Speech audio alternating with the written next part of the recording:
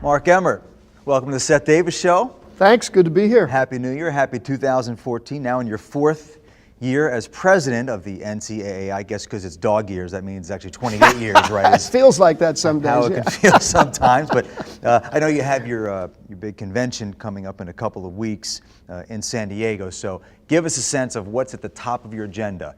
If there's one thing that you could accomplish as president of the NCAA in 2014, what would it be?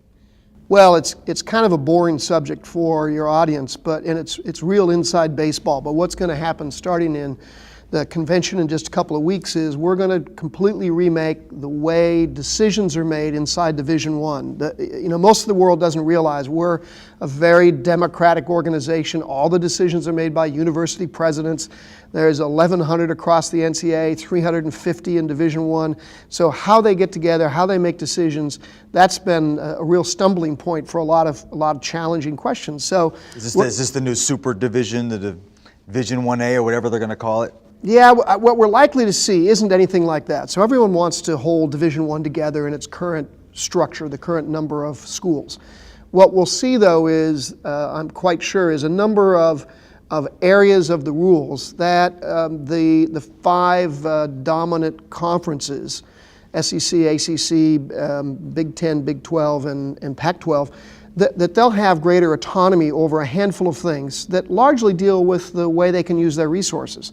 Everybody's been frustrated, especially them, that they are constrained to spend money to support student athletes in a variety of different ways and do a number of things around their particular world. And so we want to find a way to give them more flexibility and more autonomy while still holding the whole division together.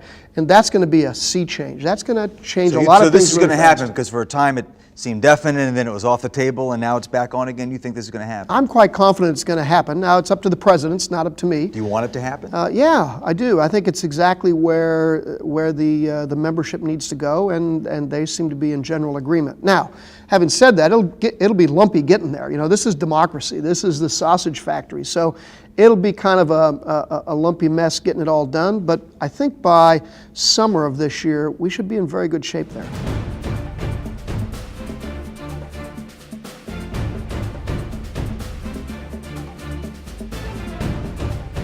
It's interesting to hear you, Mark, describe this process about, well, this is what the schools want and what the presidents want and the institutions want, because we always talk about, the job of the president of the NCAA. And I remember when the whole Miami investigation blew up, and obviously we'll talk about that, but there was a lot of talk about whether Mark Emmert needs to be replaced. And I remember I went on CBS and I said, well, Mark Emmert's a figurehead. And after I was done, one of the executives came to me and said, I can't believe you ripped Emmert. You called him the figurehead. I said, I wasn't ripping him, I was defending him. Because I've long said, you tell me if I'm oversimplifying, that you'd be hard pressed to find a title with more importance and less real power than the president of the NCAA. I mean, describe for us exactly the authority that you do have, but most importantly, the authority that you don't have when these decisions get made. Yeah, it's always interesting because people always assume that the president of the NCAA is sort of like the NFL commissioner or or David Stern or something like that. And I always say, no, that's the wrong metaphor. I'm more like Ban Ki-moon, Secretary General of the United Nations, which is just about right, because you've got these schools with all of these different goals and philosophies and sizes and budgets. And my job is to help them make decisions, to herd them together and help them conduct their business and their affairs. So the president of the NCAA often gets attributed with having made this decision about this penalty or this decision about who's in what conference or this decision about how money gets allocated. Those decisions are all made by the members themselves.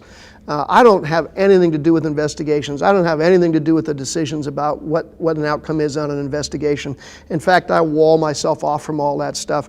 The job is really running the national office, making sure that the association executes on all the things it does. It's 89 championships and all of the processes that go on, and then providing guidance and support for the presidents and the ADs who actually make the decisions. It's anything but Roger Goodell's job.